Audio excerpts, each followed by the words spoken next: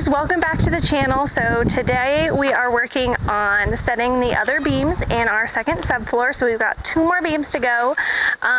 In the last video I showed you guys the big 24-inch beam here behind me, and how we set that up and how we have the joist hangers ready to go.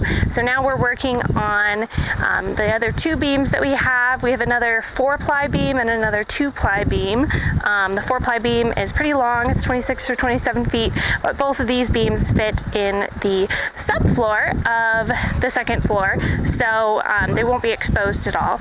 So we've got the 4-ply long beam attached to the boom truck over here.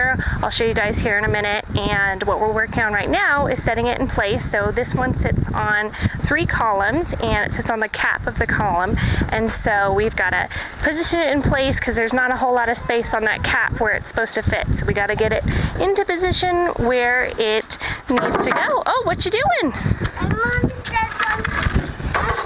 What are you doing? I'm moving.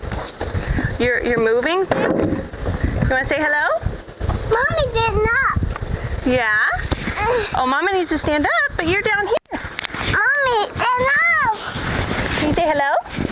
Hello. Yeah, what are we doing today?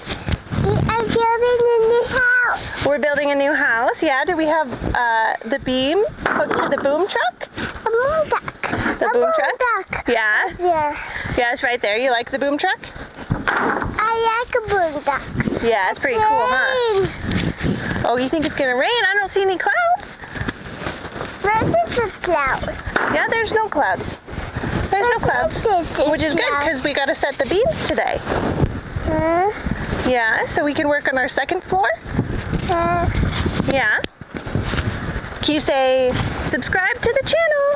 That's the channel. Close enough.